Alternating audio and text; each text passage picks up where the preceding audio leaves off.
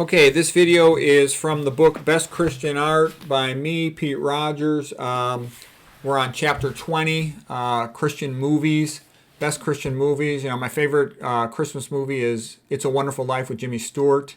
Even though it's a Christmas movie, it's great all year round. Christmas Carol is, and also just a magnificent, greatest novel ever written by Charles Dickens. The movie is great with George C. Scott. The Scrooged comedy version of it is great. Jesus of Nazareth is the best version of the Jesus stories by Franco Zefferili. It's like 6 hours long. Agony Ecstasy with Charlton Heston and Rex Harrison is magnificent about creative genius. That with Michelangelo versus Pope Julius. Charlton Heston is Michelangelo, Rex Harrison is Pope Julius. And also Amadeus about Mozart are the two best artistic genius movies ever made.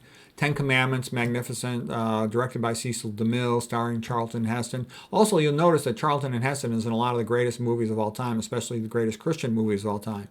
He's Michelangelo in Agony and Ecstasy. He's Moses in Ten Commandments. And he's Ben-Hur in Ben-Hur. Boys Town, great, with Spencer Tracy or Mickey Rooney. Bells of St. Mary, starring Bing Crosby, is great. And that's how Hollywood used to be. Hollywood used to be largely Christian, and it used to have a lot of Irish and Christian actors.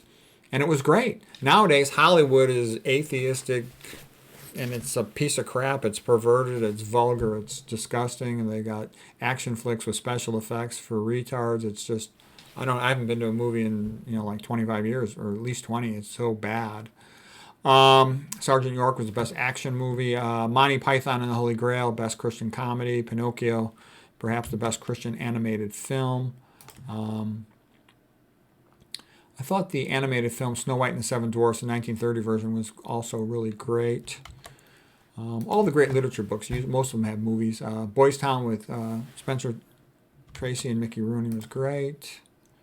And of all the chapters in this book, I really needed more time to prepare this one. I kind of ran out of time with this book. I would have liked to add more to it. So here's the great Cecil B. DeMille Ten Commandments movie.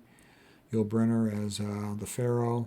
Here's Ben-Hur with Charlton Heston. I just did a book review of that recently. Here's Quo Vadis with the Roman general Vinicius falling in love with the barbarian princess Lygia. And there's the evil Nero, the emperor, who burned down Rome and blamed it on the Christians. It's a magnificent book, a magnificent movie. If you're only going to read one book about Christian apologetics, this is the best one by Lee Strobel. It's called The Case for Christ. It's available as a movie, also as a paperback or an audio CD version. It's just very concise, very accurate, very entertaining. It's the best one. The Risen is a good movie. It is the viewpoint on the crucifixion from the Romans' point of view. Miracle on 34th Street, a nice Christmas movie there. George C. Scott's Christmas Carol, again, Bill Murray.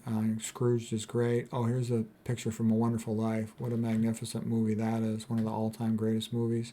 That's happiness right there.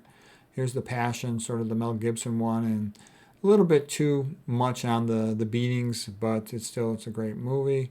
Not as good as Jesus of Nazareth, but it's very good. Les Mis, I loved all the Les Mis movies, every version of it, the American version, the French version.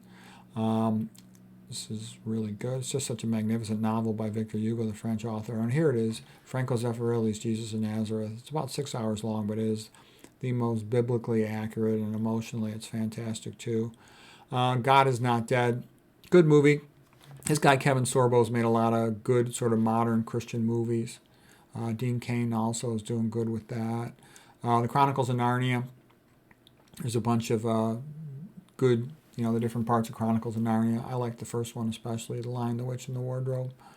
The Wizard of Oz is not specifically directly a Christian movie, but it comes from a Christian culture. Christian culture in general, anything Christian gets human relationships and metaphysics best. So if I ever get to make a second edition of this book, hopefully I will add more to the movie chapter.